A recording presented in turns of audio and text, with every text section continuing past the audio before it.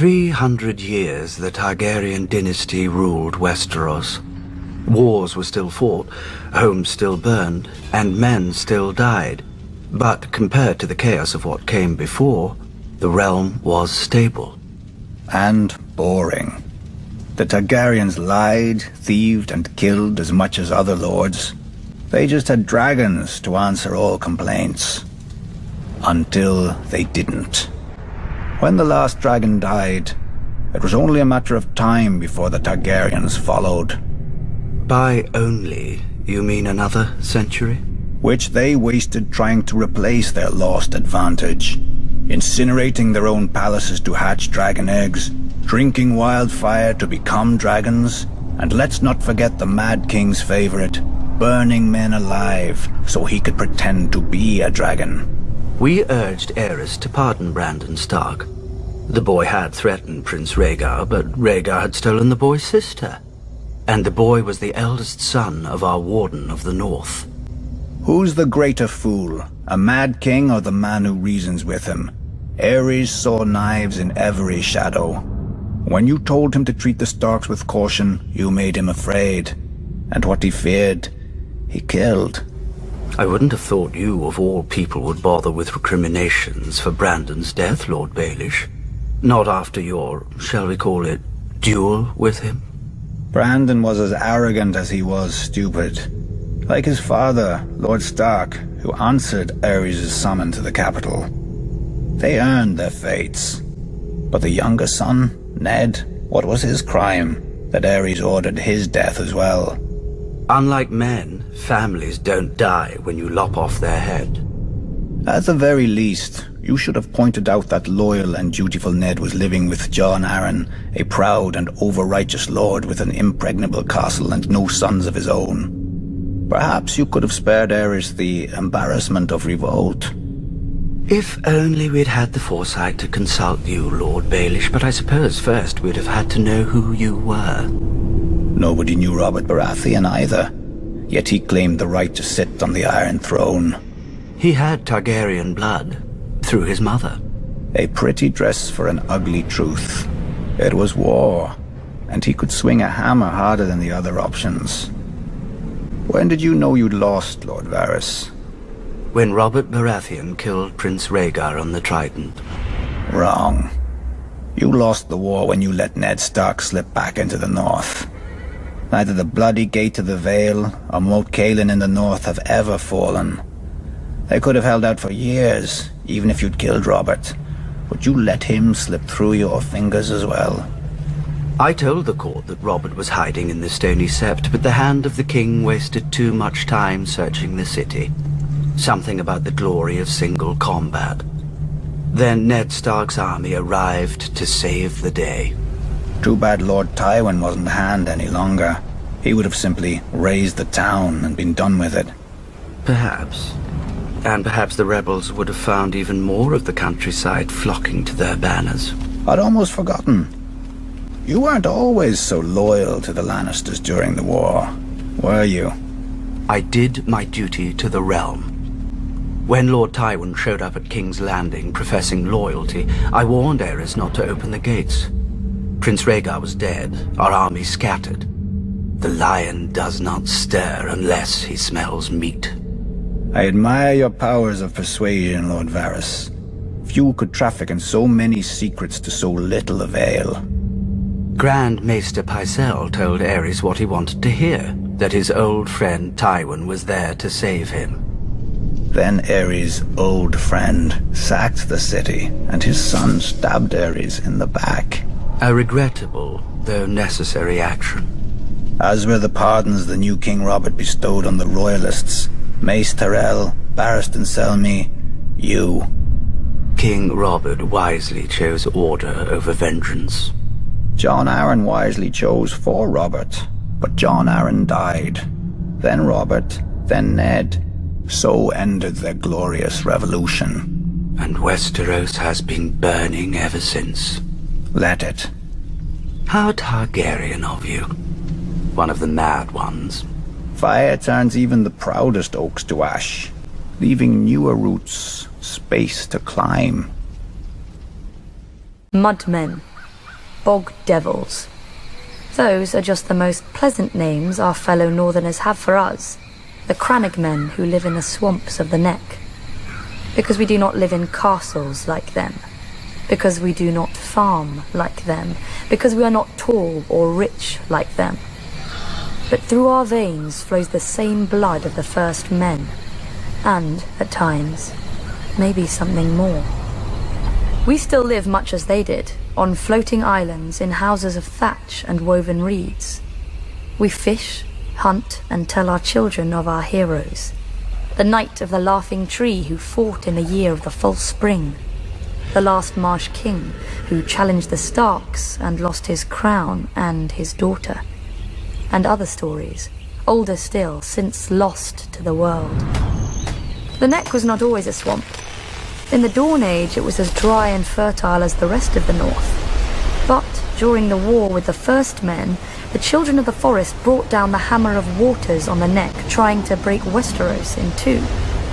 When the waters finally receded, they left the bogs and swamps we know today. Many of the First Men decided to fight on, but my ancestors wisely chose to heed the children's power and advance no farther. They beat their swords into frog spears and fish hooks, and settled a land forever devastated by the folly of war. Unlike the rest of Westeros, we keep no garrisons and raise no soldiers for petty spats with our neighbors. Our land protects its own.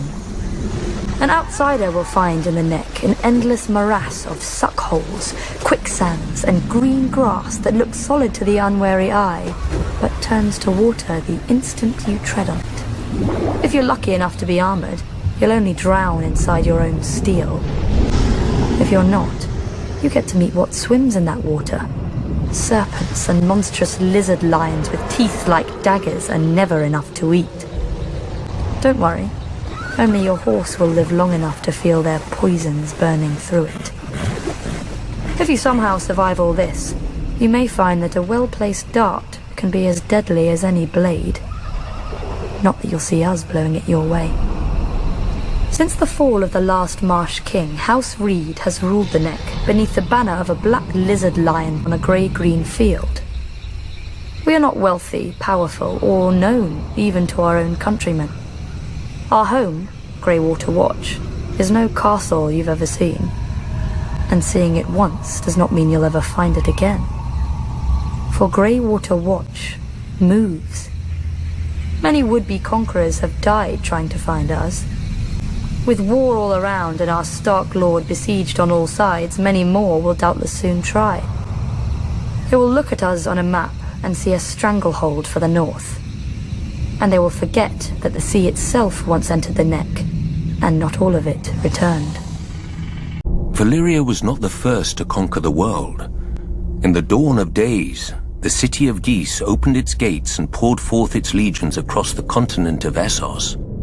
With their lockstep discipline and absolute obedience, they ground entire nations beneath their boots and planted the harpy in every corner of the known world. What they didn't destroy, they chained. Slavery is as old as man, but until the Giscari, it was never an art. The slave lords grew rich and fat as pyramids were raised around them, pleasure houses were filled, and fighting pits were opened. Nobody remembers if the waters around Geese had names before the Empire, but ever since, we know them only as Slaver's Bay and the Gulf of Grief. Of Geese, however, nothing remains but ruins, where end all great civilizations. 5,000 years ago, Valyrian shepherds stumbled on strange eggs, and within a few generations, an upstart Valyrian freehold rose across the sea. 5 times did the Giscari contend with Valyria, and 5 times did they go down in defeat. For the freehold had dragons, and the Empire had none. The best of their legions burned, the others broke. The brick walls of Geese were pulled down, the streets and buildings turned to ash, and the very fields sown with salt, sulfur, and skulls. Yet the Empire was not wholly destroyed.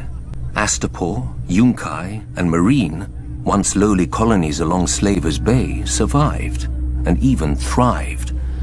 Valyria had watched the Giscari grow rich and powerful off the backs of conquered peoples, and now the self-styled Freehold wanted its turn. While the Dragon Lords brought the world to heel, the slave markets of their former enemy never lacked for flesh. Lamenting the lost empire, the descendants of old Geese grew rich and fat. The doom fell on Valyria, and the Dothraki rose to pillage most of the continent at will.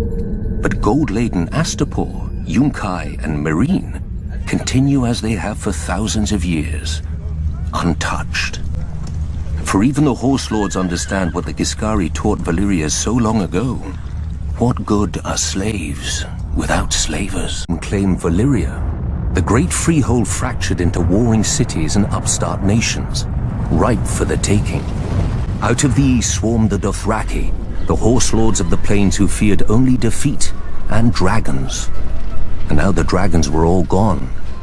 Under the great Karl Temu, they sacked and burnt every town and city in their path. No army could stand against them, because the Dothraki do not stand. The Horse Lords do not draw up battle lines or hide behind shield walls or lair themselves in armor. The Dothraki charge. Their blades are more scythe than sword, the better to cull the infantry ranks without breaking stride. Even their archers fire from horseback so that advancing or retreating, the arrows never cease. To the Dothraki, a man who does not ride is no man at all, without honor or pride. When the city of Quohor realized Karl Temu was coming, they strengthened their walls, doubled their own guards, and hired 2 full companies of sellswords. The Dothraki were used to glorified farmers with spears. Quohor would show them a proper army, with mounted and armored cavalry to match the Horde's own. As an afterthought, the city leaders sent an envoy to Astapor to buy Unsullied. The slavers had always claimed that the Unsullied were the great Giscari legions come again. Few cared. The dragon-burned ruins of Old Geese were a stark reminder that the age of the foot soldier was over. The envoy had his orders, however, and quickly bought 3,000 Unsullied for the long march back. For Unsullied do not ride. But while they marched, Karl Temu arrived at Quohor. I can imagine how pleased the Karl was to finally face a challenge. By the end of the battle, crows and wolves feasted on what remained of Quohor's heavy horse. All the sellswords had fled. Quohor knew that the Dothraki would very soon break through the gates to rape, slave, and burn at their pleasure. Yet the next day, Karl Temu woke to find, before the gates, 3,000 eunuchs in formation, armed with only spears, shields, and spiked helms. The Unsullied had slipped past the Karl's army in the night while the Dothraki feasted. Karl Temu had many times their number and could easily have flanked the small force. But to the Dothraki, men on foot are fit only to be ridden down. 18 times the Horse Lords charged, and 18 times the Unsullied locked their shields, lowered their spears, and held the line against 20,000 Dothraki screamers. When the Karl's archers rained arrows on them, the Unsullied lifted their shields above their heads until the squall passed. And then they held the line. In the end, only 600 Unsullied remained, but more than 12,000 Dothraki lay dead, including Karl Temu and all his sons. The new Karl led the survivors past the city gates, where one by one, each man cut off his braid and threw it down before the feet of the Unsullied, defeated and shamed forever. Since that day, the Unsullied fill the ranks of cities and households wealthy enough, or desperate enough. Sellswords fight for gold, knights for glory, and Dothraki for blood. To a man, the Unsullied fight only to obey. With the right master over them, imagine how the forces of chaos would break against their shields. The conquerors, the madmen, the usurpers. Growing up, my sister Sansa loved stories with princesses and knights, but I always wanted to be scared. When my turn came, I would ask old Nan to tell us of magic and monsters.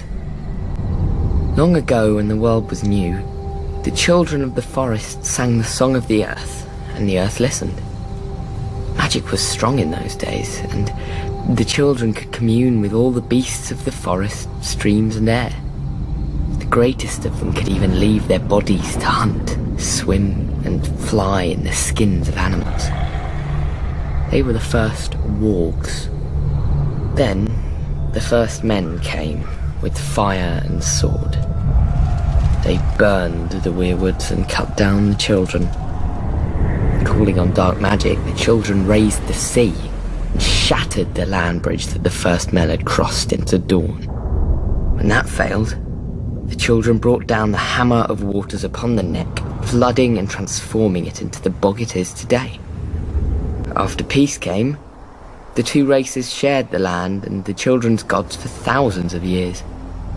Now comes the good part. Nobody knows how or why, but the magic of the children began to emerge in men. Maybe one child in 1,000 would be born a warg. Fewer still would be born with the sight. Old Nan would not speak of it, and Maester Lewin never believed in it. But with it, the children could know of events far away and even those still to come.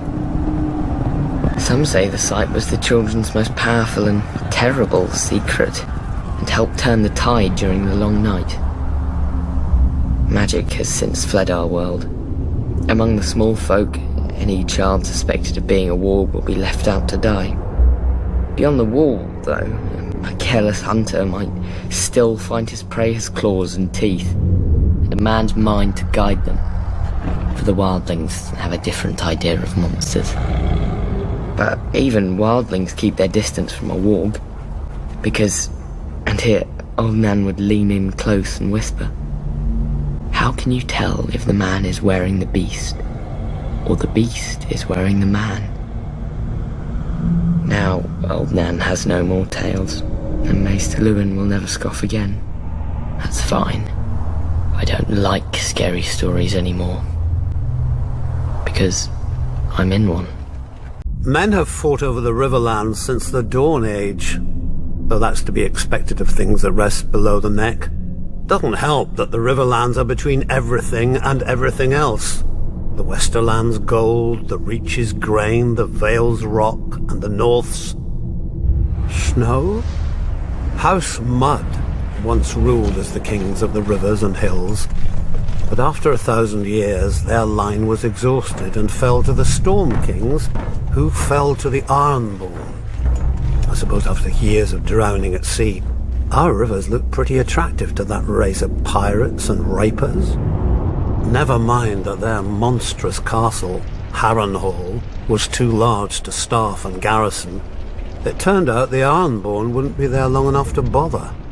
Aegon Targaryen landed to our south, and, as had many before him, liked the look of the Riverlands.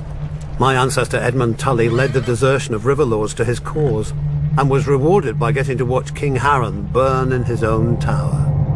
Unfortunately, that's not all Edmund got. House Tully was named the Lords Paramount of the Trident, which means we had to keep in line all those lords who hadn't governed themselves for thousands of years. We were now responsible for aiding the Malisters at Seaguard against the pouting Ironborn whenever they got cheeky. For settling Harrenhal on families stupid enough to think its curse would skip them after devouring all previous families. For keeping the Blackwoods and Brackens from wiping each other out, and giving us 2 more castles to deal with. For keeping the Freys in their place and out of others' pockets. For marrying off our sons and daughters wisely enough so we didn't follow House Mud into, well, the mud. Yet under the Targaryens, the Riverlands knew a peace we hadn't had for centuries, if ever. But like all good things, sooner or later it all goes to shit. And our shit had a name. Aerys Targaryen. Westeros has had its share of Mad Kings, but usually they had the sense not to bully more than one powerful house at a time. Aerys soon blundered into a triple alliance. The North, Stormlands and Vale rose against him. But of course, where do you think most of the blood was spilled? My brother Hoster guaranteed the answer to that with the marriage of my niece to Eddard Stark, the Warden of the North. At least Hoster didn't send her to Robert.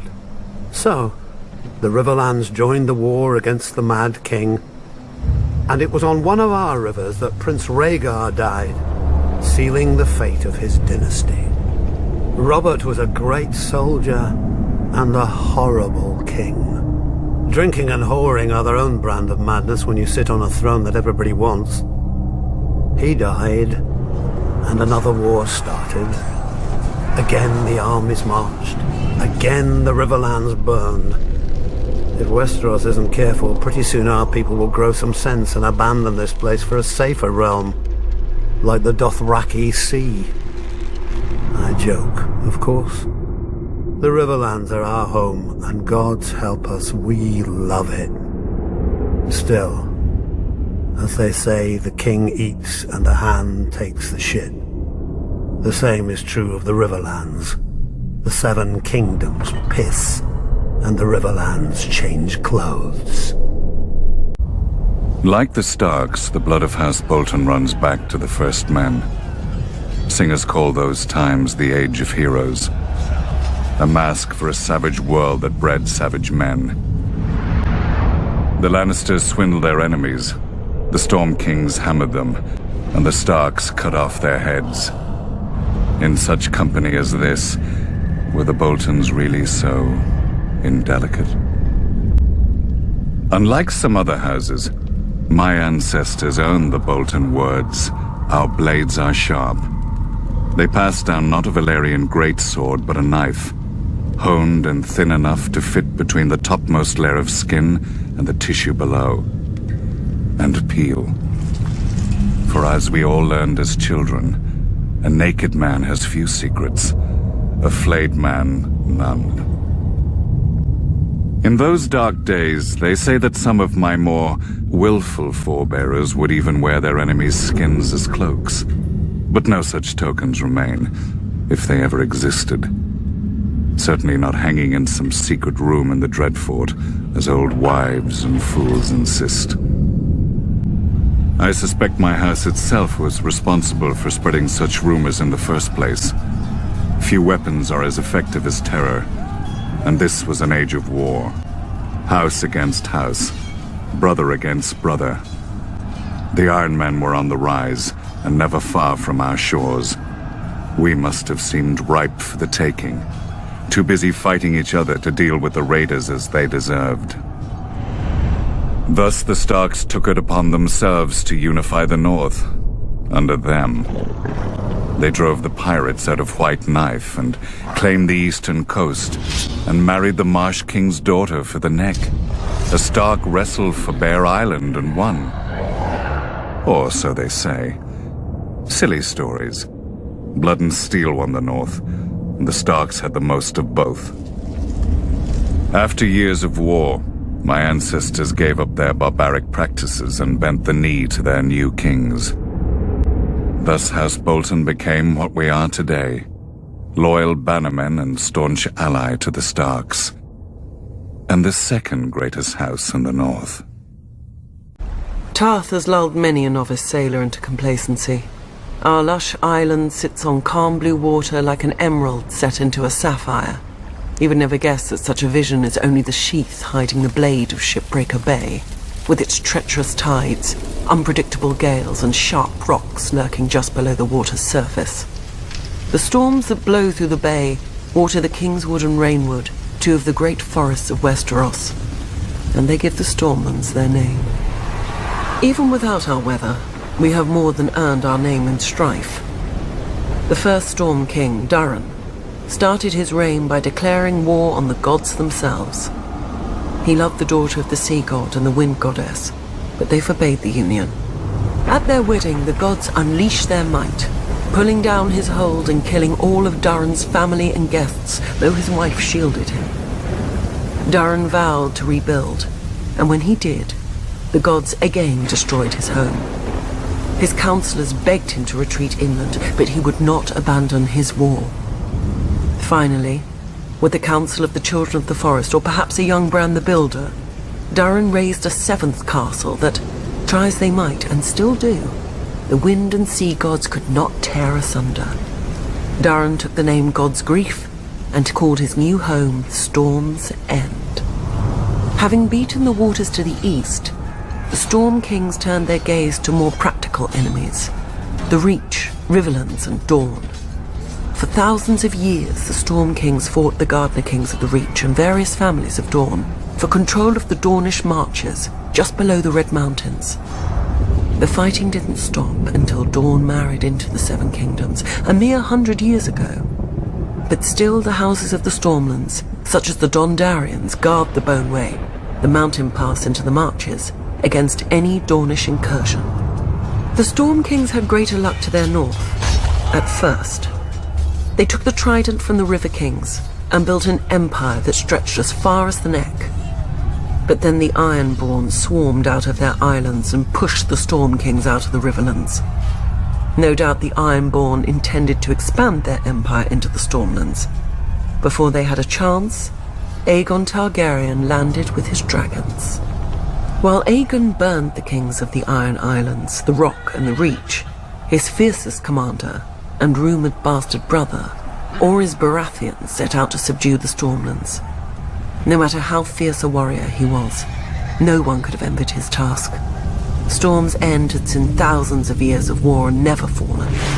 But Argilac, the Storm King, chose not to barricade himself behind its walls and gave Orys the battle he must have hoped for. Orys slew Argilac and took Argilac's castle, kingdom, daughter, sigil, and house words. House Baratheon became the Lord of the Stormlands. Targaryen rule quieted the Stormlands for the most part, until Robert rebelled against the Mad King. His first challenge came not from the crown, but from his own bannermen, who tried to join forces against him. Robert struck first, defeating 3 armies in a single day at Summerhall. The victory cemented Robert's control of the Stormlands, and he was able to march on the Reach and Riverlands with no enemy to his rear. Yet not all of Robert's bannermen sided with him. Sir Barristan the Bold came from the Stormlands, but as the pre-eminent member of Aerys Kingsguard and greatest knight in the realm, Sir Barristan remained loyal. After Robert's decisive victory on the Trident, Robert sent his own maester to care for his countryman Sir Barristan, who had suffered grievous wounds whilst fighting so hard to kill him. Later, when the Kingslayer betrayed Aerys, Robert pardoned Sir Barristan and even took him onto his own Kingsguard. When Robert lifted Mace Tyrell's ill-managed siege of Storm's End and returned to his ancestral home, he realized the dream of all the Stormlords before him, to rule the 7 kingdoms. Then Robert died, and his brother Stannis killed their other brother, the noble King Renly, with black magic. Now the Stormlands again live up to their name, with so many houses burnt on the Blackwater and others currying favour with the Lannisters to seize the survivors' lands. Renly could have saved us. If only I could have saved him. But I will teach Stannis a lesson he should have learnt growing up in the Stormlands. As lightning gives way to thunder, so too must murder lead to vengeance. Impregnable. That's how the Vale sees itself. Shielded from Westeros by its mountains. They call the entrance to their land the Bloody Gate because, during the Age of Heroes, a dozen armies supposedly smashed themselves against it. Even if they'd gotten through, the roads of the Vale are narrow, steep, and treacherous. Half the men would have slipped to their deaths, or frozen in the mountain snow. Or so the common wisdom goes. Except the Vale has been conquered. Those vaunted mountains didn't stop the Andals who came by the Eastern Sea. The people of the Vale say that Sir Artus Arryn, the Andal general, flew on the back of a giant falcon and slew the Griffin King on top of the tallest mountain. During Aegon's conquest, one of his sisters did the same, flying her dragon over the Bloody Gate and up to the Eyrie, the Arryn stronghold. And the Arryn boy king yielded the Vale in return for a ride on the beast. Do you sense the theme here? The rationalizing of defeats with mythical beasts and the whims of children, instead of acknowledging the root cause, the arrogance of isolation. The men of the Vale are so proud of their mountains, they can't abide any flaw in them. As with the mountains, so too with their blood. The first Andals landed in the Vale, as its most powerful lords, the Arryns, the Waynwoods, the Corbrays, like to brag. Through their veins runs the blood of the oldest Andal nobility in Westeros, but through their brains runs an even older folly. That blood matters. If it did, those pure-born lords should have been able to exterminate the hill tribes centuries ago. But those primitive raiders, whose tribes more resemble kennels than families, continue to plague the Vale, even kidnapping an Arryn once. Until Tyrion Lannister, an outsider, no Vale lord ever thought to turn the tribes to the Vale's advantage. That a desperate, warlike people could be useful, not to mention inexpensive. But perhaps the Vale lords consider such thoughts beneath them. After all, the Vale's isolation does breed an abundance of honor and pious bleating, which governs their decisions instead of foresight. Like a blind man who can only guess where his horse is taking him. I doubt Jon Arryn had even prepared for civil war when he raised his banners instead of handing over his young wards, Ned Stark and Robert Baratheon, to the Mad King. Honor demanded, and Lord Arryn obeyed. He'd have done the same if the boys hadn't been the lords of two great houses, who could field mighty armies of their own. But perhaps I give him too little credit. After all, if the war went against them, only Lord Arryn had a nice, impregnable castle to retreat into, and he was wise enough to take poor Lysa Tully into his bed to win the Riverlands as allies. Jon Arryn won, then Jon Arryn died. Wisely, the Vale stayed out of all the ensuing chaos. Its crops did not burn or wither in the fields from lack of men to tend them. Its strength was not drained by forced marches to futile skirmishes. In the Vale, life proceeds as it always has. Calm, proud. A world of high honor undisturbed by armies and men of low birth, but high ambition. Impregnable. Looking out from my father's castle, I thought the sun could never set on the north, so vast did it seem. Part of me still does. The north is by far the largest of the 7 kingdoms, and can fit the other 6 inside it. Not that the others care. Cold and damp. That's how the southerners see the north. But without the cold, a man can't appreciate the fire in his hearth. Without the rain, a man can't appreciate the roof over his head. Let the south have its sun, flowers and affectations. We northerners have home. Mine was once Winterfell, the ancient seat of my father's family, House Stark, who have ruled the north since the first men and were once the kings of winter. Growing up, Lady Catelyn made sure I knew I wasn't a Stark, no matter how much blood I shared with her true-born children. But where their name rules over the north, mine is the north. Snow. Our land stretches from the wall down to the neck, a narrow land that divides us from the rest of Westeros.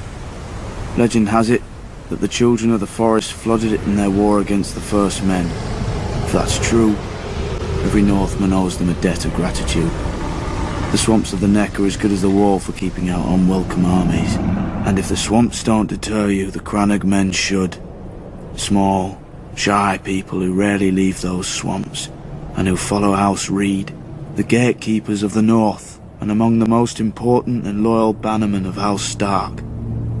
Also a bit strange. I heard their oath of fealty once as a child. It's like no other lords, ancient and dark. They swear by earth and water, by bronze and iron, and by ice and fire. Where House Reed holds the gate to the north, House Manderley holds the port, White Harbour, the closest thing to a southern city we have, governed by the closest thing to a southern family we have. Generations ago, the Manderleys were driven from the Reach, but the Starks gave them their land in return for fealty. Now White Harbour is the richest city of the north, and the Manderleys the richest family.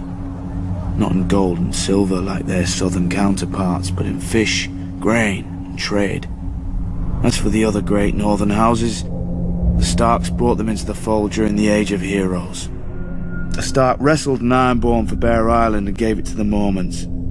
A Stark granted a keep and land to a younger son, Carlon, in return for putting down a rebellion. His family then grew up into the Karstarks. Starks fought the Wildlings and their kings beyond the wall beside the Umbers of Last Earth, thus earning their fealty. Boltons. Back then they were the bane of the North. A few were even rumoured to wear their enemies' flayed skins as cloaks. But after centuries of war, they too bent the knee. And so House Stark became the kings in the North, but never forgot that they weren't the North. When Aegon and his dragons landed on Westeros, the kings of the Rock and the Reach sent all their men to die to defend their crowns. Torrhen Stark knelt, to spare his people the same fate. He placed duty above pride, just as my brothers in the Night's Watch had done for thousands of years at the Wall. Many think of it as the end of the world, but it's not. I've seen how the land stretches much farther than any man knows, into the land of always winter where the White Walkers came from during the long night. After the first men and the children of the forest beat them back, Brandon the Builder raised the wall and set up the Night's Watch to guard the realms of men. He gave us our oath, our castles and the gift, the lands behind the wall whose farmers and crops sustain us. Southerners may now mock my black brothers as thieves, rapers and worse, and not without cause. But the North remembers why we are there, and if we fall, the South will get a very harsh and very cold reminder. Other houses chose dragons, krakens and lions for their sigils. We Tullys took the trout, that most terrifying of fish, especially when it leaps out of the water. I suppose you don't have many options when you live in the Riverlands. Could have been worse. We could have been minnows or wheat. After all, we make a lot of it. Though our land doesn't get as fertile as ours just by water. The old River Kings, Storm Kings, and the Kings of the Rock spilled blood here for thousands of years, squabbling like children over a new toy, until the Ironborn came and spanked them with their axes. Under Harren the Black, their kingdom stretched all the way to the God's Eye, where they built the largest castle Westeros had ever seen. Maesters teach that Harren was a fool, but he had some sense. If you're going to enslave and torture an entire people, you best have thick walls to hide behind. But the very day the last stone was laid in Harrenhal, Aegon Targaryen landed in Westeros. As soon as he saw Aegon's host on the horizon, my ancestor Edmund led the mass desertion of Riverlords to Aegon's side. I doubt Harren even noticed. The problem with huge castles is they blind you to what's outside, both by their size and the arrogance they inspire. Not that the Ironborn ever lacked for that. They take pride in their ignorance of every trapping of civilization, though any baker could have told them that fire turns stone walls into an oven. And so Harren the Black finally lived up to his name, and the Riverlord swept the Ironborn back to the sea. In return for Edmund's service, House Tully was made Aegon's new Lord Paramount of the Trident, and all the other lords had to swear us fealty. But old habits die hard. The Riverlands are and always have been the middle child of Westeros, caught up in every fart from one lord at another. My ancestors knew that for the Tullys to survive, alliances must be made. Our trout has swum up so many rivers over the centuries and leapt onto so many plates that it's a wonder half the realm's sigils don't have fins by now. Thus, every Tully child is taught family, duty, honor, the Tully words, and pains in the Tully arse. When I returned from the War of the Ninepenny Kings, people called me Sir Brendan. But my older brother Hoster called me engaged. A great match with a very rich house, to be sure. But I just fought and killed a great deal of men and had no desire to be told when and whom to marry. I broke ties with him, earning the name Blackfish along with my personal sigil, a much more intimidating black trout. I was too stubborn at the time to realize that while other houses fight with swords, House Tully fights with marriages. Then my niece Catelyn's betrothal to Brandon Stark drew us into the war against the Mad King, while my other niece Lysa's betrothal to Jon Arryn cemented the rebellion. If I'd have obeyed my older brother earlier, we'd have had the largest navy in Westeros with us then as well, and our victory would have been swift. Of course, I never mentioned this fact to my brother. He'd have taken it as an apology. My brother is dead now, and my nephew Edmure rules in Riverrun, God's help us. A trout that can't tell the worm from the hook. But he is a Tully, and he is unmarried, and there is a war. We all know how this story ends. Maybe she'll be beautiful.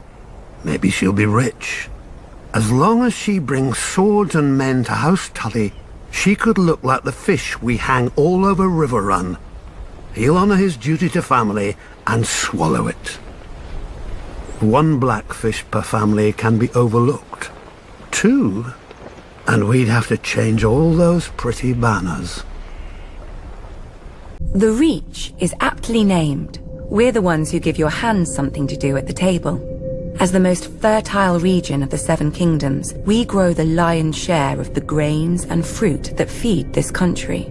Especially now, since the rebels have burned down the other fields. Thankfully, House Tyrell is here to do its duty to the crown and keep the capital from starvation.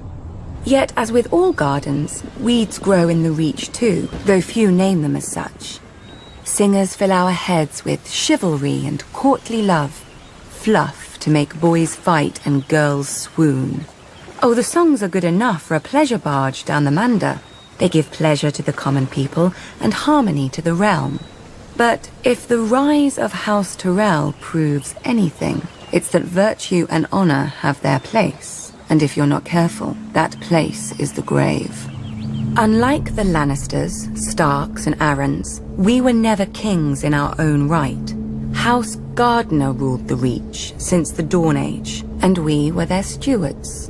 While they warred to enrich their already rich domain, we managed their castle of Highgarden.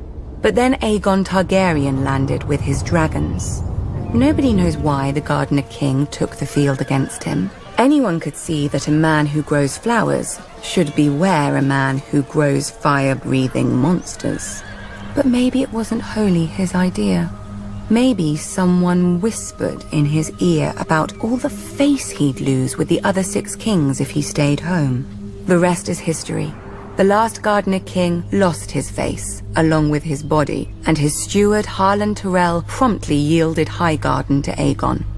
My grandmother swears that Harlan was like most of our men, and grew up banging steel together too loudly for a thought to penetrate. But luckily, his wife had better sense. Whatever the case, in return for Harlan's show of sense, Aegon proclaimed House Tyrell the Lords of the Reach and Wardens of the South, passing over all the other houses with better claims. House Hightower, who were kings before the Andals came, their seat is the oldest city in Westeros. They call it Old Town. Wealthy, proud, and solitary, there have been Hightowers who wouldn't come down from their great lighthouse for decades. Its name, fittingly, is the Hightower. House Florent, who had actual blood ties to the Gardeners. They whinge about their ancient rights to Highgarden every once in a while, and now that their daughter is married to Stannis Baratheon, about their rights to all of Westeros too.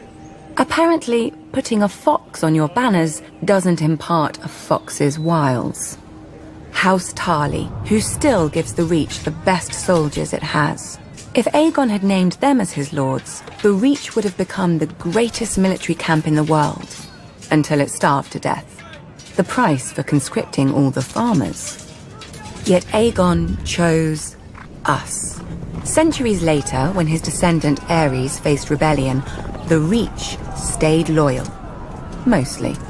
My father, Mace, dealt Robert his only defeat in the war, even if it was my father's vanguard who did most of the fighting before he arrived. After the Battle of Ashford, we laid siege to Storm's End, Robert's home. Unfortunately, the war ended before we could take it and free up our armies to go save the king. The new King Robert had a forgiving nature. Our crimes were brushed aside without even one execution for the sake of formality. Our family was surprised until Robert's new hand, John Arryn, came by with the bill. The Reach is second only to the Westerlands in wealth, and Robert meant to spend as much of it as he could get his hands on. We gave him the coins he wanted, and later, when he wanted our grain or fruit or wine, he gave them back at whatever price we set. Now, much of Westeros is ashes. The rest of it is armies. As the Starks are fond of saying, winter is coming, and for leagues outside the capital there isn't a harvest to be seen. Have no fear. The Reach is, as always, bountiful. House Tyrell will manage the harvest and keep the Seven Kingdoms from starvation, like the good stewards we once were. Just ask House Gardner. Houses rise to power through strength, others through wealth. House Frey gained its title through cunning. Centuries ago, its founder looked at a map and noticed how the trident spears the neck, cutting off the north from the south. He realized that a river of gold would flow to the man who owned the right bridge across the water. It took the Freys 3 generations to complete their forefathers' vision. A massive arch of smooth grey rock, wide enough for 2 wagons to pass abreast. When they were done, they built high curtain walls, deep moats, and heavy gates to protect the approaches, and put up squat, ugly, formidable keeps on either bank. The Twins, commanding both road and river with arrow slits, murder holes, and portcullises. The Twins ensure that no one crosses without begging the Freys' leave and paying the Freys' toll. The plan worked. The family grew rich and powerful, exacting gold from lords, merchants, and poor farmers. A good thing too, given the number of Freys the bridge has to support. The current lord, Walder Frey, has seen over 90 name days and sired near as many children, true-born or otherwise. A shameful thing in any other lord, but Walder Frey possesses no shame. A dangerous thing for any other lord, but Walder Frey has no concern for heirs or fear of their impatience. Perhaps Lord Frey thinks to outlast them all. Given the infighting he encourages among them, perhaps he will. Whatever the case, House Frey does nothing so well as survive. When the Ironborn conquered and razed the Riverlands, the Freys hid in their castle. When Aegon and House Tully swept the Ironborn back to their islands, the Freys hid in their castle. When my ancestor demanded their allegiance as Aegon's new Lord Paramount of the Trident, the Freys bent the knee from their castle. Perhaps then we should not have been surprised when my father, Lord Hoster Tully, called his banners against the Mad King, and Lord Walder didn't answer. The Baratheons, Starks, Arryns and Tullys, some of the oldest and greatest houses of Westeros, fought and bled for the cause of justice, while House Frey hid in its castle and waited. No doubt if Rhaegar had won at the Trident, Lord Walder would have given him safe passage into the north, to destroy the rest of my husband's northern army for a fair price. But Rhaegar fell, and lo and behold, the Frey army appeared to render aid to our already victorious forces. Many sniggered that Lord Walder had been waiting for his army to come of age, having fielded it out of his own breeches. My own father named him the late Lord Frey, to the other lords' amusement. A slight that pricks Lord Walder to this day. In many ways, however, Lord Walder was wise. We had no guarantee of victory, and had he fought with us from the outset and we failed, he would have lost the bridge his family was so proud of. More pride than honor. Those should be the words of House Frey.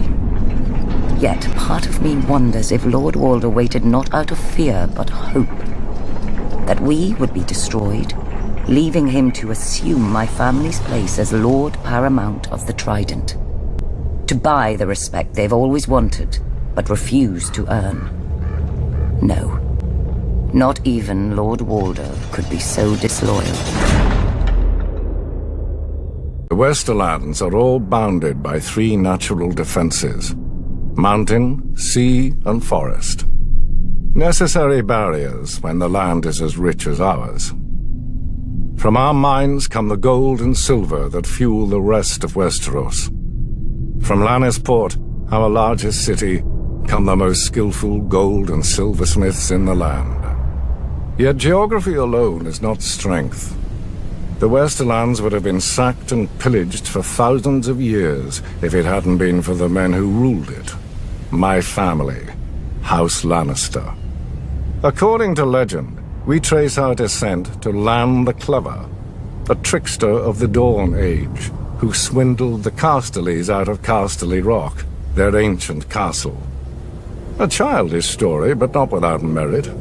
1. A mind can and should be a weapon in a man's arsenal. 2. Lan must have been clever enough not to rely solely on his wits. After all, where today is House Casterly. 3. By keeping the Casterly name on the castle, Lan reminded the world of the price of getting in his way. The Rains ignored all these lessons. Not content with being the second richest family, they sought to challenge the first, mine. My father had put up with their insults and disrespect. When I came of age, I led our army to teach them what they should have known. Some people say I was too harsh, that eradicating every member of their family was not necessary. But now, there are no bannermen as loyal to their lord as the Westerlands to us.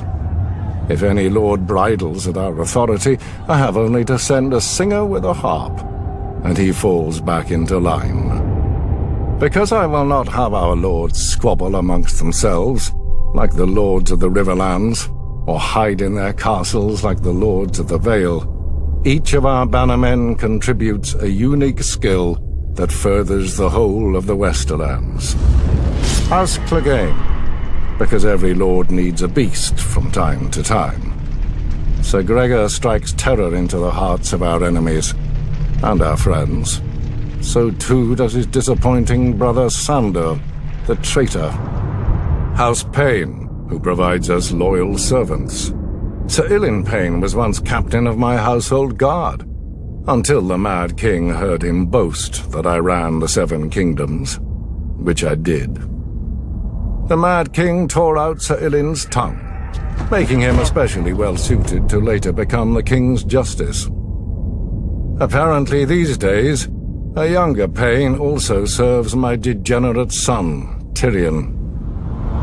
House Lefford, who guards the Golden Tooth, the eastern pass through the mountains and the all-too-frequent chaos of the 7 kingdoms. Though after Robb Stark's recent incursions, perhaps we need a new gatekeeper. Fools look at the Westerlands and see gold. Fools see our wealth and call it strength. Gold is just another rock. The Westerlands are strong because of House Lannister. From strong leadership comes unity. From unity comes power. That's what the Red Keep is. The small folk say its color comes from the blood Aegon spilled to win his crown. Fools. Blood doesn't soak into stone, no matter how hard I try. Aegon built his castle of red rock to remind people of the fires he'd roasted his enemies in, so whenever King's Landing looked up, they'd see the price of defiance. He knew the first rule of kings. Only fear keeps men in line. Fear and punishment. A lesson he taught his son, Maegor. When the builders finally finished the Red Keep, Maegor executed them all to keep its secrets safe. Rumor has it, miles of hidden passageways run behind the walls and under the floors. One day I'll have to find them. Traitors and women work in shadows. A king has no need for secrecy. Now, people name Maegor the Cruel, but I doubt any dared in his day. His strength was all too rare in the degenerate Targaryen blood. The simpering Baelor the Blessed created the Maiden Vault to imprison his own sisters and save himself from carnal thoughts.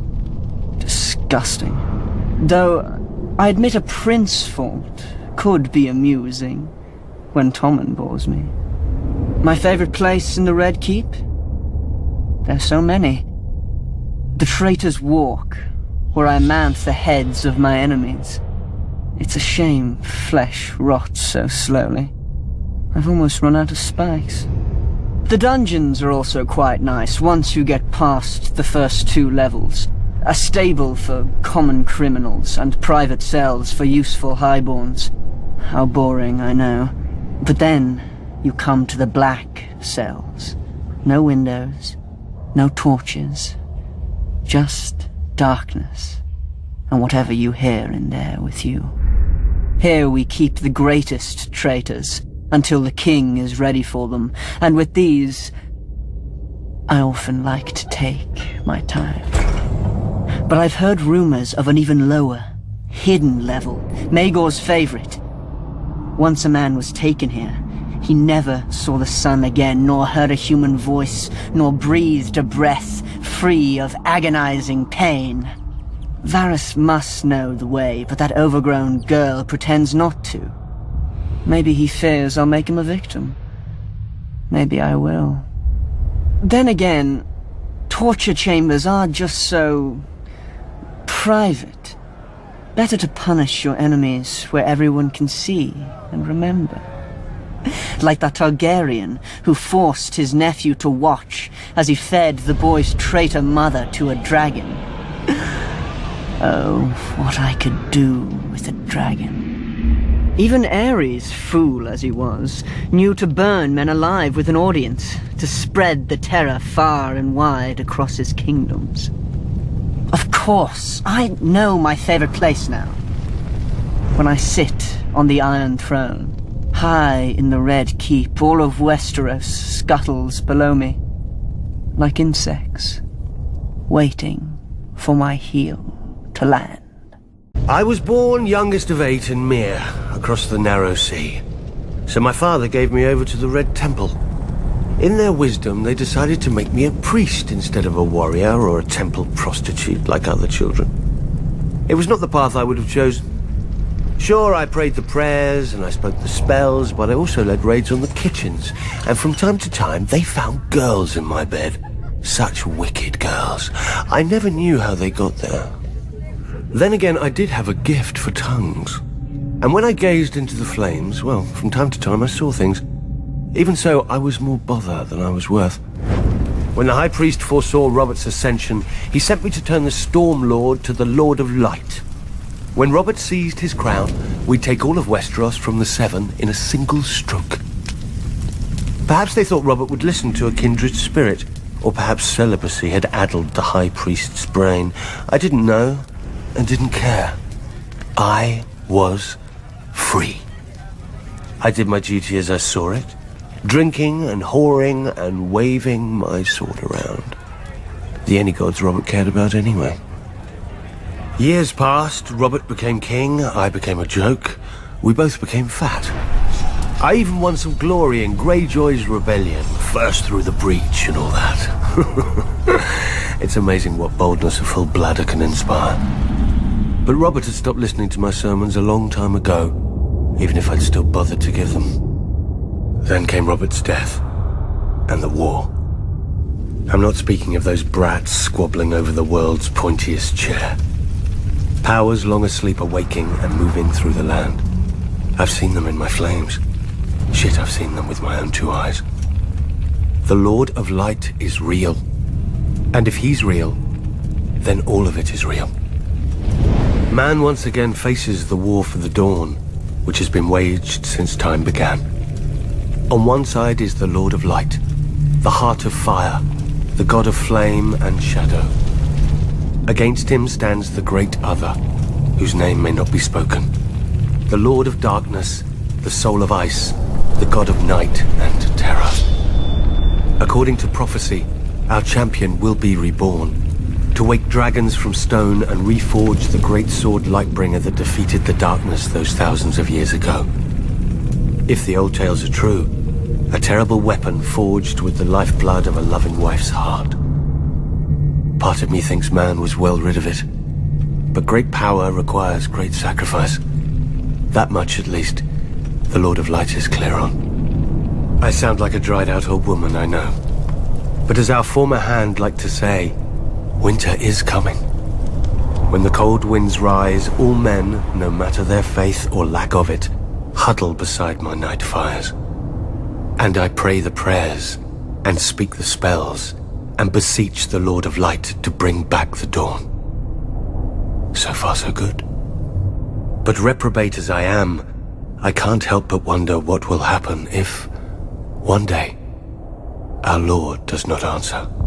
Imagine a night that goes on forever, so dark and full of terrors.